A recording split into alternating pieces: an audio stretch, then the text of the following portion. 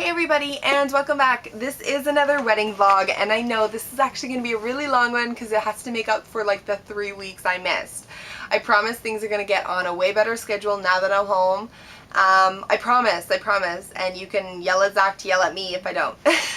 So we have a ton to discuss today, but we're really going to focus on venue because I'm going to focus on this today, and I'm going to have another video for you before next Friday. It's going to be a little midway wedding vlog for you, and a few other arts and crafts are going to be this week. I've got a ton going on for you guys, and I promise I'll get it done. So let's go on to venues, because that's what me and Zach really focused on this time. We did, when I saw him about a week ago, we did our engagement photos, which are beautiful, by the way, so I might post a picture or two for you guys to see. We'll see. And so they turned out amazing. They're getting edited right now. And the major thing we did was we finalized a date. So our final date is April 27th. It's official. It's our final date. So we got that settled down. We also picked out our venue. So that was a huge step because the venue is, well, the ceremony and the reception venues are our two major things. And so we have the reception venue. We don't have the ceremony church yet. We are looking at churches right now. That is a whole other process, but we will get there. So that is on the way. Today I want to teach you guys about how to shop for venues, because that is so important. And you first want to start with all your research. So all your research that you did on the computer of, you probably looked up what places you like, if you're having a destination wedding, if you're having a wedding near home or at home, you have all that information already planned by now.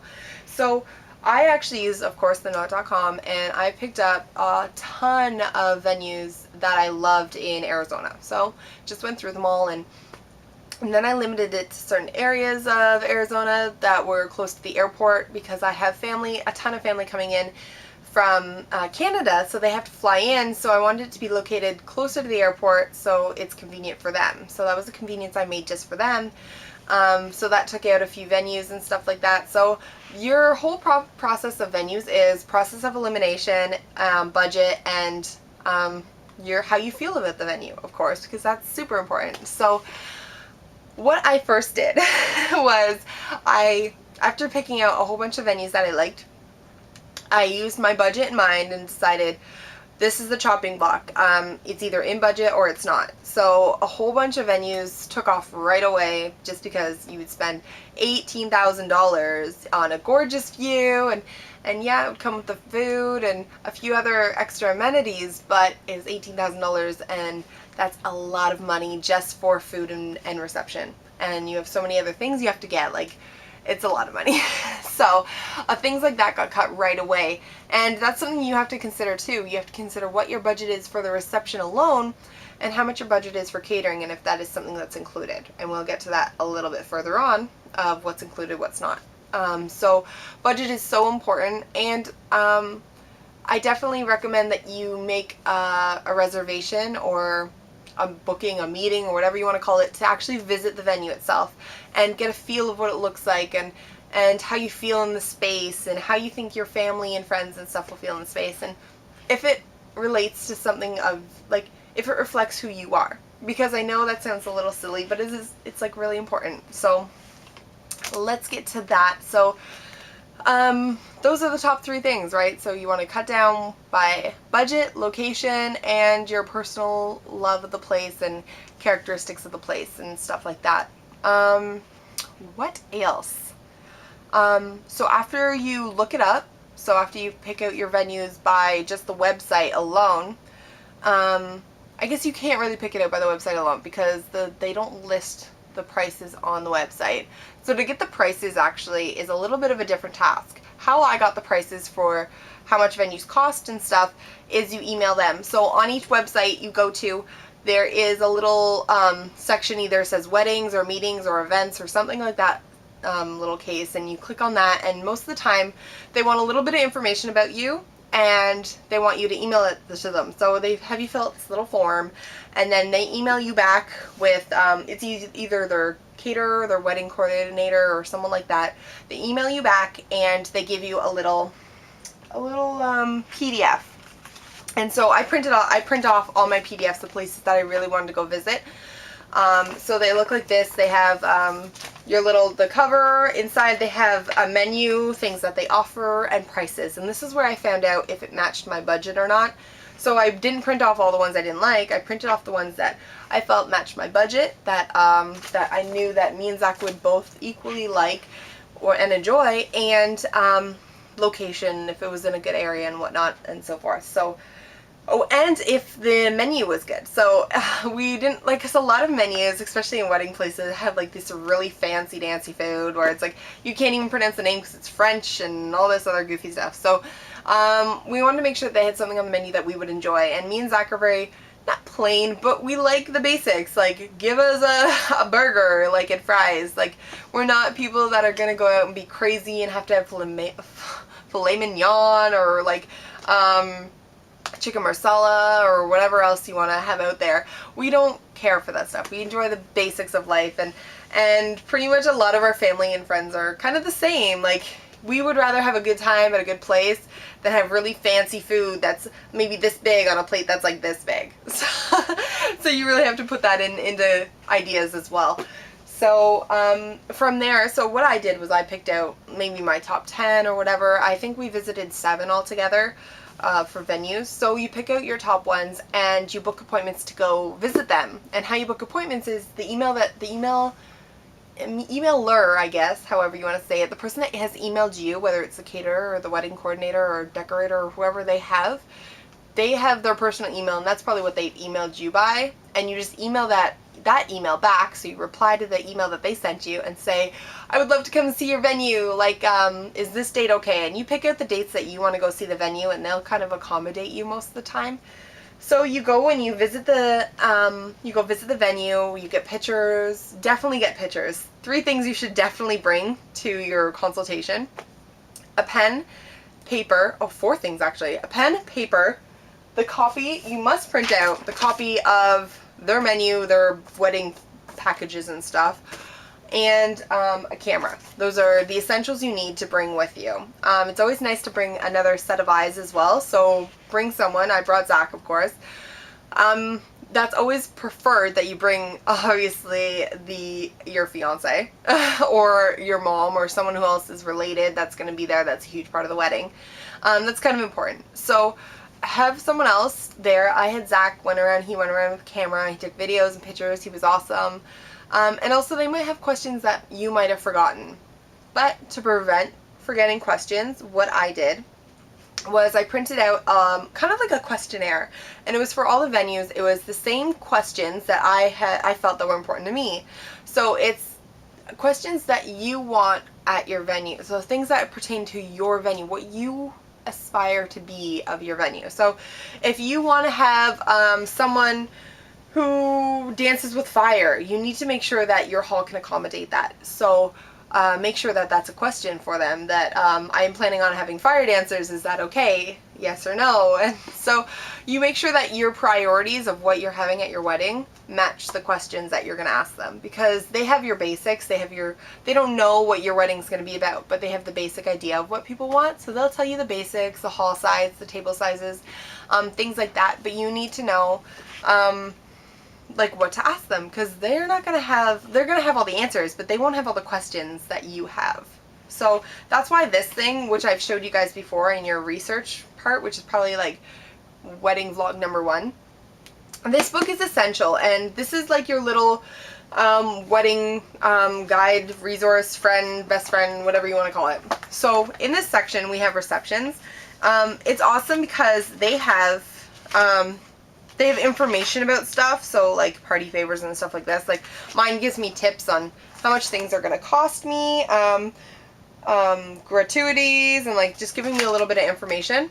But it also has this little section here, and mine only has possibility 1, 2, and 3, so it only gives me 3 places to write in, and mine are all the 3 that didn't make it. But that's why I say bring a pen and paper, so you can write down any information that they give you so you can remember later. And the photographs are also for that sake as well, because you're not going to remember everything that they tell you, especially when you're visiting like 7 venues. So on here, they ask really important questions that you might forget. So this is why this is really cool. So what is the maximum number of guests for the cocktail reception? That might be important for you. Is cake cutting fee included, or is it an extra? What music restrictions are there? There's some places in Arizona where you can't have loud music past 10 o'clock. So you need to know that. That's important. What alcohol restrictions are there? So if you are serving alcohol at your wedding, you need to know. I know in Ontario, I think you can't serve past 1 o'clock on certain days, and you can't serve past 2 o'clock on certain days and venues, and depending on where you are located. So location's important as well, because there's certain things that you need to know. I have vegans in my family, so I needed to ask, are vegan options available? Are gluten-free options available? Like, those are things that are, like, some people need to know. Allergies are important to know. Capabilities, accessibility for people who need maybe wheelchairs or walkers or things like that, because I'm sure everyone has a few older relatives that might need a little assistance, and so you need to know if that is available for them, or if they can accommodate those people. And you need to know just things like that. How many parking spaces? Is parking available? Is it going to cost your guests extra? Is there valet parking? Or just like things like that that people don't really think about until it gets closer to the time. Like, you don't think about it until maybe like a few days before. You're like, oh yeah, like, can people park here and stuff like that. You can't do that at a wedding. You need to think prior to. So it has a whole bunch of questions in here. So this is a really cool book for that. A lot of wedding planning books have things like that, or you can look online for questions and whatnot. But it is good to know what questions you want to ask beforehand. And that's why I'm talking really fast, I'm sorry. That's why I always bring this too, is so you can reference this. So whenever they say something, say they say something like ridiculous, and you're like, well, it says in here that this yada yada yada yada, they can explain the situation better than if you go, well, I'm sure your menu said this, but you're thinking about another venue. So because you're visiting so many venues, it's nice to have all your information ready to go. So remember when they taught you in school to research? That actually comes important later in life. Researching is always important. So that is a thing. I am tired of talking already. This might end up being shorter than I wanted it to be. So we've covered that. We've covered going to venues, having your research, getting photographs, because all of that's important, and then sitting down and organizing all your thoughts. So take a day and make sure, it could be several days, so take a few days to sit down, analyze all your prospects, how much it's going to cost you, how much gratuity is, which is kind of important, because some places it's 10%, some places it's 22%, so how much you're paying, is it in your budget? All this stuff is so important for you. And look it over, find out if you truly like that place. And so me and Zach have picked our place. That's actually the one I was holding here. This is my copy of it. If theirs wasn't so gross. This is the one that they sent me. So when I went to the venue, I met with one of the girls there, and she handed me a package. And you might get this at some places. Some of the places will have the packages ready for you. Some of them just expect you to bring your own. I don't know. So it really depends. So this was our package here. And it was nice. It came with a little notepad, which was cute, because if you ever had any notes you needed to take. You also get this, and this is really important. This is a business card that they usually give you. They most mandatorily have to give you, because it's the information for you to get a hold of them. So it has their fax number, their email, their phone number. All that information is so important, because that is someone you're going to be working with for a long time. So this is our venue. So she's my new best friend. And so I'll be working beside Jennifer for the next 8 months or 9 months, I guess, working on getting my wedding planned to precisely how I want it. And so this is someone you need to contact all the time. So this is someone you need to feel comfortable with. And that's usually the person you meet with during your consultation of the venue. So make sure you enjoy the person you're talking to, and especially ask them, are you the person? So for example, say a part of your wedding package deal, they offer a wedding coordinator for that day, for the day of your event. Ask who it is, and ask if it's the person you're dealing with, because if it's the person you're dealing with, that's the person you really want to meet and get in touch with, because they're, well, like I said, going to be your best friends. So you want to get to know them beforehand, so you get comfortable with them. And you don't get comfortable with someone over an email. I unfortunately actually didn't get to meet with Jennifer on our day that we went to the venue. But that's okay, because I've talked to her. I think I've emailed her about 20 times since since I visited the venue, and she's actually been really cool. So that's been awesome. So she's given me this one, and look how much nicer hers is. She actually printed hers nicely. So this is the one she's given me. This is the menu plan, so I can keep like tabs on all the information that she's given me and all that stuff. And my contract I don't have printed here. It's actually with my dad right now. So make sure you keep a copy of this. Make sure you keep a copy of your contract, so when you've decided on a venue, you let them know that you've decided on a venue, you've decided on their venue, and ask for a written agreement, a contract, ask to see a rundown of all the prices and where all the expenses are going. Make sure you find out all your hidden fees, because you want to make sure what you're paying for. So important. You want to know the policy, the cancellation policy, which is so important, because if something goes wrong, and it happens, weddings get canceled, which is tragic but true. You want to know what you're getting, what you can savor from it, I guess I should say. You need to know your insured policy, what you're insured for. You need to know just all that information. Like, it's so important. And that contract is your written agreement. So that's something that can legally get you in a bad bind or a good bind. So make sure you are prepared for that. Make sure when you sign it, you know what you're signing. Read everything. If you have any questions, you ask your best friend about it, and just confide in her and everything that you need for the wedding. So that is so important. So needless to say, yeah. Also, I don't think I mentioned this, and it's also kind of important, actually really important.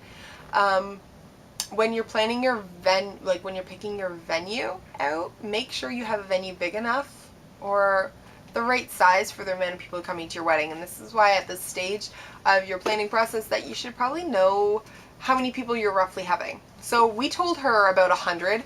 For ours, it's actually going to be less than that, but our hall accommodates 200, so it's not too bad. So yeah, so it's not too bad for us. Like, we've got all that extra space, but you don't want to end up going in and being like, oh, it's only 100, and really it ends up being like 300, and your venue just can't hold that many people. So you need to know that. You also need to know your payment plan, which is important. How often you need to pay, when do you need to make your first payment, and how much is it? And you need to know when, which is actually really important, is you need to know when they need their final numbers for dinner. So they don't expect you to have an exact number. You're going to have 37 people come to your wedding. They don't need to know exactly that 37. They will need to know about 7 days prior, usually, depending on the place. Some places let you get away with it being 2 days prior. Some they need like 3 weeks prior. So they need a better estimate of how many people, so they know to make for dinners, because they don't want to make 80 dinners and only ends up being like 60 people. So it gives them a better estimate of your numbers closer to the date. What else do we need to talk about for receptions? We don't have our ceremony site yet. We're actually gonna get that soon. I'm just trying to think of what else. This is actually my list of all the places we had to go to. So we had appointments at 1, and then at 2, and then at 3 for one day, and then there was 1, 2, 3, 4 for the next day, and then there was 1 at 3. So, you know, make sure you also have, this is a terrible scheduler. I actually have a better one somewhere. It's lost right now. Oh, no, it's not. It's not lost at all. It's right here. I have 3 wedding books. I know, it's crazy, but it keeps me organized. All my receipts kind of stay in this little pouch of everything I bought for the wedding, so I keep track of my budget.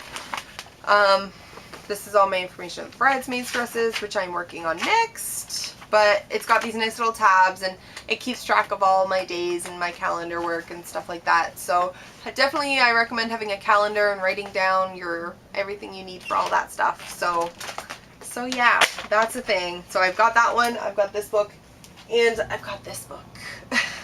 Got a billion. This book is actually my my backup wedding guide thing, I guess.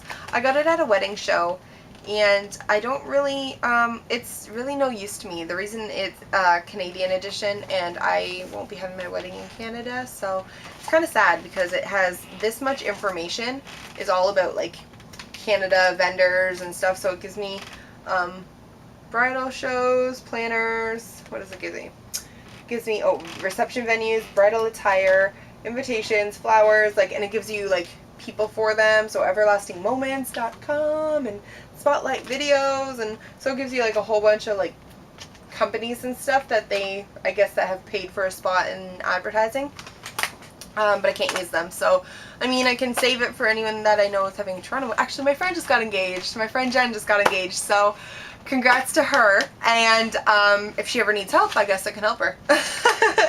So, but the reason I do have this book is because it has a wedding planner in the back, and this one's actually a lot better than the one that I have. Not a lot better, but it is fairly more established, I should say.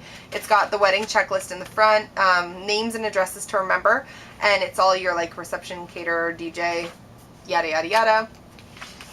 It's got an engagement budget, wedding budget, and a little section for like, it's almost like a telephone book of like all the addresses for your guests and stuff, and that goes on forever. It has an RSVP section of adults, kids, and whatever. Your seating arrangement in here, all your information about your caterers, reception sites, and stuff like that. So this is, I feel this one's a little bit more organized and detailed than my other one, but my other one actually gives me advice and information. So I like that one too. So I've got a billion of them. I got a billion books. So I guess that is all. I can also talk about this, which is really cool, because I am subscribed to Arizona Weddings, obviously, but I was only subscribed online, and that's because we don't sell the Arizona Weddings magazines up here, which is tragic, but makes sense because we're not in Arizona. So when I was down in Arizona, I got my first copy of Arizona Weddings, which is exciting for me. I don't know why, because it's just a wedding magazine and I'll never purchase them again after I get married probably. But it is so cool. So I was like, I saw it in the airport. I'm like, I have to have it. So I got it, and it's awesome because it has like a lot of information about wedding vendors. So if you don't want to use an online source like theknot.com, it gives you other things. This one's actually, this is for guest staying and stuff on like hotels and whatnot, but it gives you like a lot of options, and it's got little charts and stuff where it says like airport, does it have airport transportation, does it have local shuttles, the price range, group rates, and stuff like that. So that's actually going to be really, really important because I can use all this information. So I absolutely love it. Needless to say, this is the coolest thing that I picked up in an airport ever. Other than that, one of our vendors that we went to, which was actually our second choice, and she was so awesome. It's another girl actually named Jennifer. Apparently this video is about a bunch of Jennifers. She was so sweet, and she's a wedding planner. So I think, let me actually give you her information because she was really cool.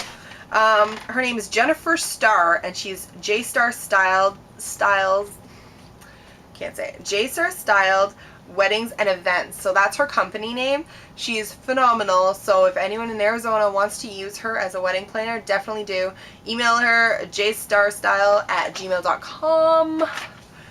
I don't know. She didn't pay me to do that either, so don't worry. Like, I just felt that she was really, she was so informative on everything. And actually, it's funny. She represents, what is it? Superstition Springs Golf Course. That's one of the venues we were looking at, and that's the one she kind of overlooks. But she also is on the paper I was showing you. The paper I was showing you where I read her name off of is my my hotel's preferred vendors list. So she's on there for my preferred vendors, but she works at another location, which is so funny. They work together. Apparently they know each other, which is really cool. So she was awesome, and this is a book that she let me have, and it's awesome. This is Arizona Weddings Digested. I'm done talking, can you tell? Arizona Weddings Digest Edition. So this is like a more, so you get the magazine, whatever, but this is like a combined edition of everything that they offer, for like like most of it's venues and stuff like that, but it's got like cakes and stuff in here as well.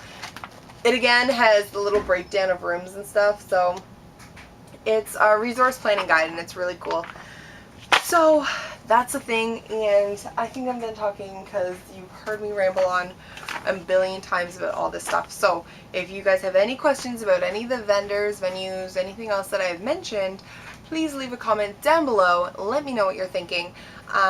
If you guys want to know any more questions, feel free to ask, because I think next week I will do another Q&A, as well as a little special edition wedding vlog for you guys. So I hope you enjoyed this episode, and we'll see you guys next time. And now I'm standing like Zach apparently. Bye guys. Baby, I love you, I need you here with me all the time. Baby,